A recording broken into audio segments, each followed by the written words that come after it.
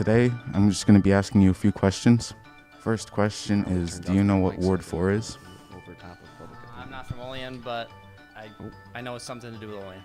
I know what the wards are and how they're split up into different areas of different streets and different people. I do not. I also do not. It's like government. Do you know what an alderman is? I've only ever heard of it on the news and stuff, so I'm not 100% aware of what an alderman actually does. I know they're an elected city councilman who represents each ward. No. Yes, it's someone that makes sure all the parks look nice and are up to standard.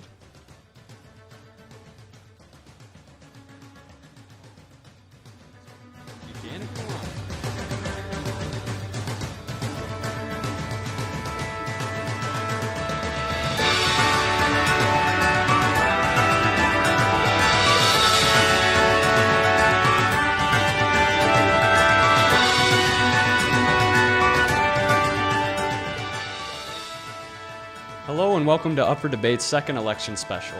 I'm your host Alec. My co-host Jim isn't here today. Today we are interviewing another Democratic candidate for the Ward 4 Alderman Chair. She's worked as the Director of the Clinical Services at the Cattaraugus County Council on Alcohol and Substance Abuse while working with the Olean General Hospital in the Behavioral Health Unit. On top of that, she served as the chairperson of the Housing Consortium while also being a part of the New York Connects, the SPOA, and the Mental Health Court. Welcoming the very first guest to sit in our brand new studio, we have Mrs. Sonya McCall. But before we begin, we do want to make clear that we have reached out to all candidates currently running for Ward 4. Mrs. McCall, how you doing? Great. Well, first I want to thank you guys. I watched the other two interviews. You guys did a great job, and thank you to your instructor, Corey Nadell, for inviting me. So I appreciate you guys reaching out. Well, thank you. We love having guests here, so this is going to be fun. We're going to start with a pretty basic question. Why did you decide to run for the Ward 4 Alderman Chair? Well, actually, I decided last year. I was uncomfortable with our current representation that we had at the time. I thought that some of the conduct wasn't how I perceived we should, as public officials, be presenting ourselves. And in addition, I think that it was time in my life for me to be able to come out and offer something different to the city and be able to provide some additional maybe support and ideas. Mm-hmm. Okay, great. So it was just that you weren't happy with how it was running before, and you wanted to change it to be how you wanted it. Okay. Well, I don't think that's quite it. I think that it was a matter of our representation in Ward 4, being uncomfortable with some of the activities and stuff that was set out there. And when the opportunity, I had decided to run back in August and thinking that it would be in November. And then when our incumbent took a job in the city, it just opened it up for us to begin to look sooner and try to prepare for. In the meantime, there's an interim in Ward 4 that has previously served on the council, so that was great, and so I'm just looking forward to our primary coming up here in June, and then hopefully the election in November. Awesome. We have another pretty basic question. Do you have any other prior experience in the political realm? I would say one time I do have to say I did run for for the Olean City for the Board of Education, and I wasn't successful, but Ira, who won, served us well for a very long time. But I would say I do have, in terms of working in the field of addictions, not always the most popular thing, and having to work with a lot of public officials to try and get dollars available, because how New York State goes and the budget goes is how the budget goes for any not-for-profit, and so being able to advocate for ourselves both on a local and a state level, and to some degree writing federal grants to be able to bring money into our communities. So that's how I would say my association is, and having wonderful relationships with like Pat McGee and Kathy Young in the past, and Joe Giglio has always been supportive of our programs. Okay. Okay, so we're going to kind of dive into a little bit stronger of a question. So, reports are currently circulating that Great Lakes Cheese, a company based in Ohio, is withdrawing their bid to open a facility in Belvedere, New York. Now, with that being said, what incentives would a business such as Great Lakes have if they chose to open a plant or location in Olean? You know what, actually, I think that's a great question, because I think that as a city, we've lost out on some opportunities. Part of it is, how do we market ourselves? I think that sometimes we look at rural areas and don't believe that they have the experience or the working capital, if you will, to be able to meet the needs. So I think part of it is having a comprehensive strategic plan that would bring companies such as Great Lakes to our area, looking at where our resources are, and then being able to look at what incentives we can give, but not just incentives, but we also have to look at their commitment to the community, so that they're going to bring well-paying, livable wages to our area. We bring jobs to our community, but people have to work 2 and 3 jobs to be able to afford rent and everything. So we want to make sure that if we're bringing them in, they're not just jobs, but they're jobs that are livable wages. Do you think there are any other businesses that you think should come down to Olean and open up down here? Well, I think there's a lot, because I think we have a lot to offer. I think that, it's unfortunate that a pharmaceutical company, went to Dunkirk, and I think we have to look and say, well, why did they go to Dunkirk versus here? Were we in the running? Did we even know that there was a company there? So again, that kind of goes back to our strategic planning and our community planning, and looking to see and canvassing what companies out there are looking, and that's only one end. The second end is, how are we shoring up ourselves in terms of our own community, so that we can market and rebrand ourselves, so that we're a community that companies want to come to, whether it's Amazon or it is any other large or mid-size or even small company. We need to continue to focus on our downtown. I think most people aren't, the flowers are great and stuff, but they say, well, we have a lot of empty buildings, how are we going to revitalize them so that it's a vibrant community, so companies look at it and say, oh, you know what, we want to go there. They're progressive. We can see that this is a place we want to be long term. Right. Okay. Well, before we get into the next questions, we have a brief local commercial break.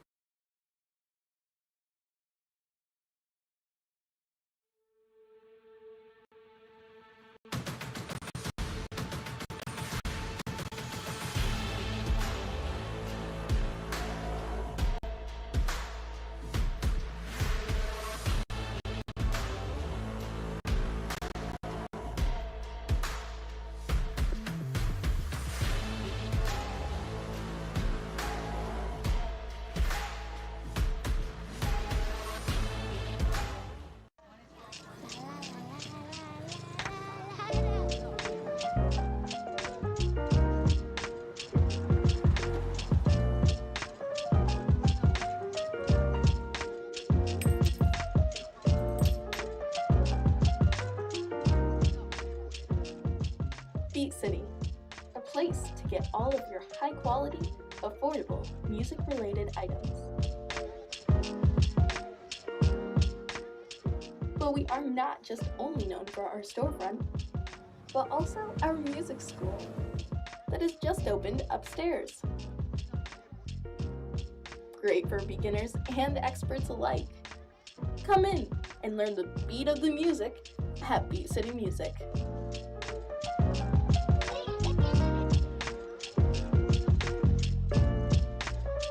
Located at 217 North Union Street in Olean, New York.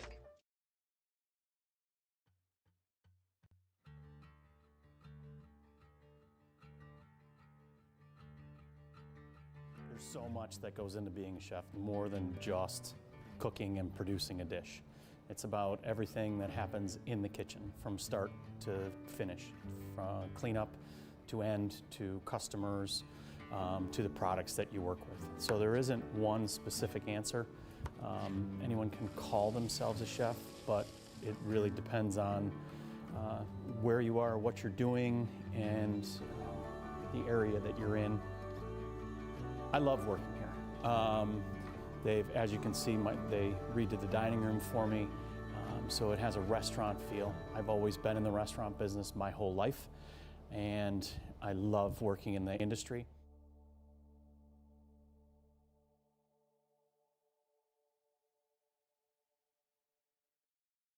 Welcome back. We're still here with our special guest, Mrs. Sonya McCall, and we just want to jump right back into the questions.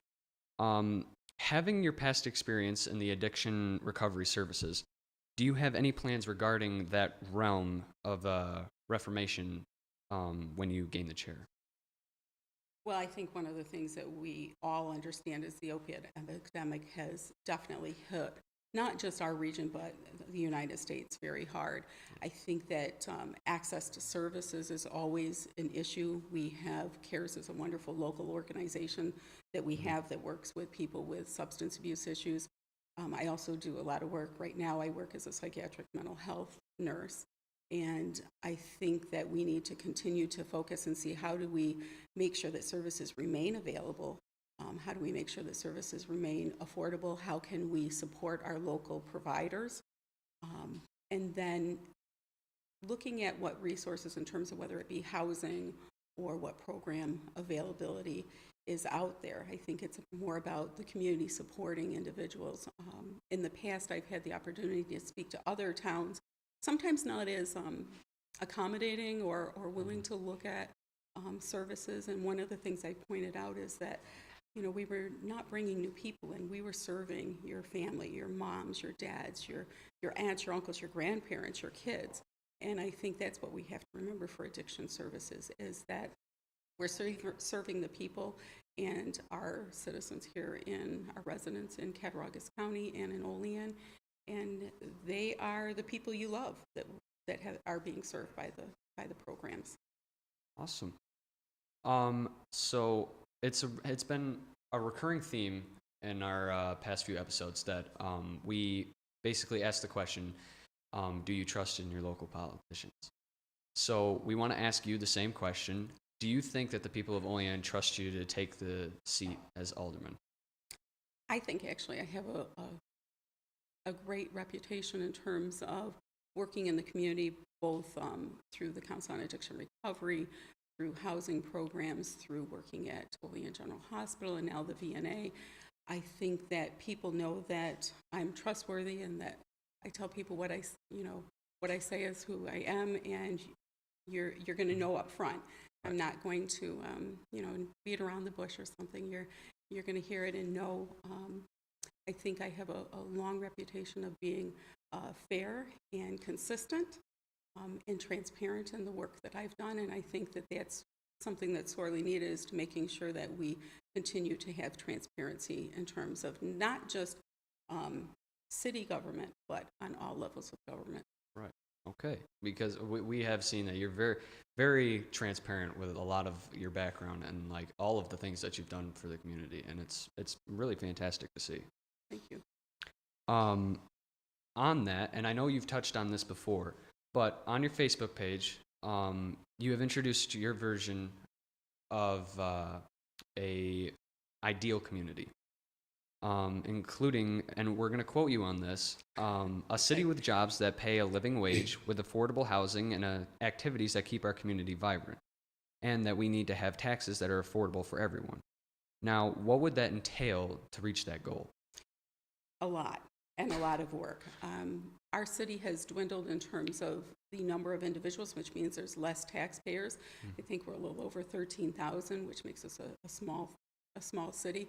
We can't afford to lose nor do we want to lose our children and our grandchildren to moving out of state or moving to other parts of New York. I think we need to look at it and say, how are we investing in our city to bring those other companies in that are going to pay livable wage? Minimum wage is not a livable wage. That people have to work multiple jobs. So when we're talking about that, I think that's where programs such as BOCES come in.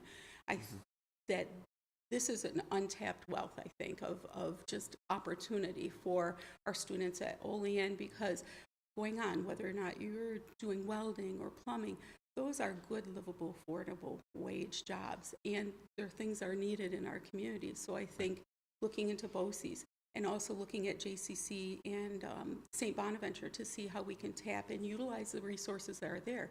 There's marketing majors, how do we utilize those? Maybe get some interns within our city government to be able to do some of those things. 40 hours a week and working it barely touches the surface in terms of being able to do all the research that's needed. The strategic plan that in the beginning of this month that the council talked about is incredibly important. Our last one was done in 2005, typically done for 20 years. That's great, but we need to always be updating it and revising it and looking to what are we going to do in 20 years. We need to focus on currently what we're doing and then have a plan for future. I think sometimes we're always putting out fires and we're always taking care of what's most imminent, and that doesn't lend itself to have good planning for the future. So I think that's some of the things that I hope that the council is looking to do now. Looking at the resources we have and marketing them, I think about when I drive places. What would make me get off the exit to come to Olean? Quite honestly, nothing. There is nothing there on the signs that would make me say, oh, I should stop there. When I go out of state or when I go anywhere, I'm looking at the signs when I go ahead to stop. So I think we need to look at it and say, what do we have that's right, can be right off our exits that will make somebody want to stay? Because if they come down, maybe they will go to downtown. If they go downtown, they're going to spend dollars. They're going to go to our restaurants. We have wonderful restaurants. Olean Community Theater. We have a lot of untapped resources. We're not far if we wanted to go to Buffalo or Toronto for some of those things, but how do we bring that also to our area? I think about, I love Toronto and its diversity and everything that it offers. New York City and that. How do we bring some of those activities to Olean or contract with places to bring it in? I'm real excited about the concert that's going to be in the stadium. I think that's something we used to have groups that would come and would provide entertainment. So I believe Chambit, I think, is sponsoring that. Wonderful. And it's something different. It's something that we haven't had before. So some people are going to be excited for it. Some people maybe not so much. And then I heard that I was listening to the radio this morning, and we used to have Rally in the Valley, and I heard it's going to be in Limestone. Why isn't it back here in Olean? We have a lot of motorcycle enthusiasts. So how do we encourage things that have been successful in the past to come back? So basically, I love hearing the bringing people in with attention, the different things that we have in Olean. I think we do have a lot of that, and I love to see that you're more interested in getting people to come down, because we do have a lot of that great stuff that can interest people, especially the concerts in the stadiums. I remember I've gone to a couple of those when they had them. They were a lot of fun. And I also want to circle a little bit farther back. You said the minimum wage is not a livable wage. Now, are you referring to the new instated minimum wage or the past?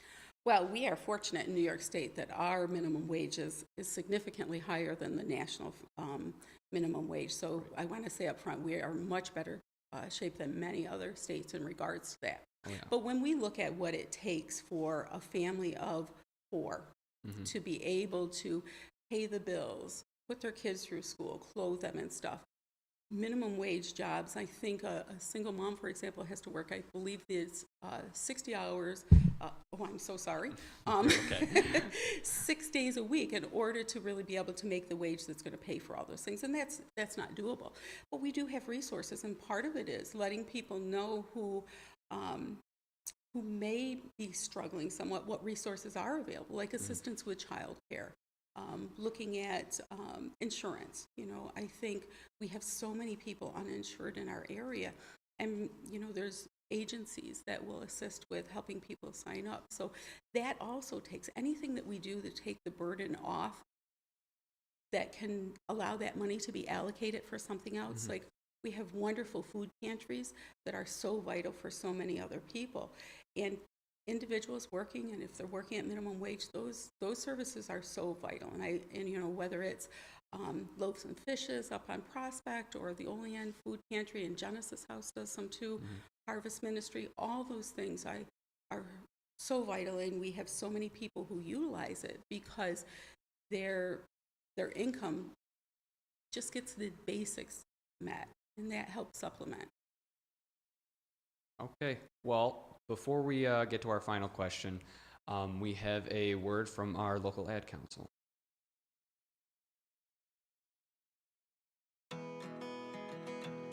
What you're looking at. This place that I call. You want to explain it to her? As the COVID-19 vaccines become available, you might be asking yourself, should I get it? And if I do, will I be able to go about life without putting my family at risk? You've got questions, and that's normal. The fact is, the vaccines are safe and effective. They're going to save lives. To get the latest on the COVID-19 vaccines, visit getvaccineanswers.org, because getting back to the moments we miss starts with getting informed. It's up to you.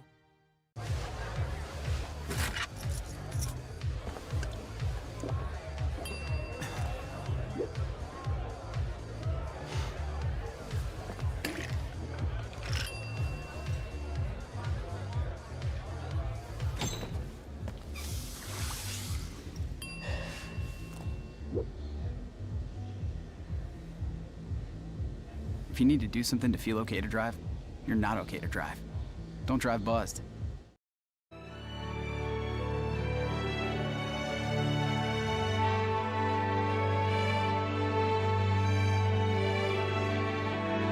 Today, I'm just going to be asking you a few questions.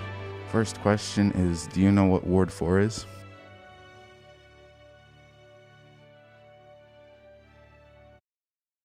All right, welcome back. We have one final question for you, and I know that you've probably answered this a lot throughout the entire interview, but we like to get a final word out of you. Do you have anything other than everything you've said planned when you gain the chair, and any final words to everyone about when you gain your chair? Well, I think one, it's to be up to date on what is going on, particularly where we will be with our strategic planning, so that you can hit the ground running, so that you're prepared on day one to have some ideas and plans, and to know what's going on, whether it's the scooters that are going to be downtown, or whether or not it's where we're at with the strategic plan. I think that we need to focus on getting individuals to come to Olean, stay to Olean. We need to look at how we can market Olean for people who can telework. You know, if you can work anywhere in the world, quite honestly, why pick Olean? You know, I think we can talk about the safety that we have in our area. We have a lot, you know, whether it's State Park nearby. So I think, again, it does go back to marketing. I think having resources on your phone, so at the touch of a button, if somebody's driving through, that they can stop. How do we, in addition to just having a page in the Cattaraugus County tourism, how do we do our own piece while we stay both county and regional wide, but also on a very very personal level? How do we support our local businesses? Because we don't want another business to close, whether it's a small business or a large business, losing 530 jobs. Those individuals who were working at Siemens were making livable wage. They were making a good wage. And I've heard from several of them who they are, some of them in their 50s and 60s, and they're looking and saying, what am I going to do, and how am I going to be able to support my family? I have kids in college. And I think that needs to be a primary focus. And here's where maybe we tap Siemens and we look at them, because there is going to be a building there, empty for the most part. You know, they know what's going on in terms of the market, who may be able to access, you know, that's a ready-made complex there. You know, how do we find another business that would benefit from already having it? You don't have to build, you know, renovate, yes, but you don't have to build. Making sure that we are going after businesses that are perhaps looking to move from other communities. I hate to say that, but that is what we need to do. It's kind of like when I was looking for staff. You know, if you keep going to the same resource over and over, you get the same thing you have. you have to go out and you have to canvas and you have to widen your search to be able to say, you know, here's what we have. And then to market, we have wonderful, wonderful, talented, competent, capable, and able workers. And I think it's about marketing that, and it's about acknowledging the strengths that we have, and then looking at the things that we need to do to change and shore up, whether it's our infrastructure and our roads and some other things that truly do need to be worked on. So I think we have to do both aspects. Fantastic. Well, that is all the time we have for today. Mrs. McCall, thank you so much for joining us. It was wonderful interviewing you and hearing everything that you've said and what you're planning. It's truly remarkable. Thank you so much, and thank you all for watching. This is the last one of the year, so see us next year when we're seniors. Have a great day, everybody.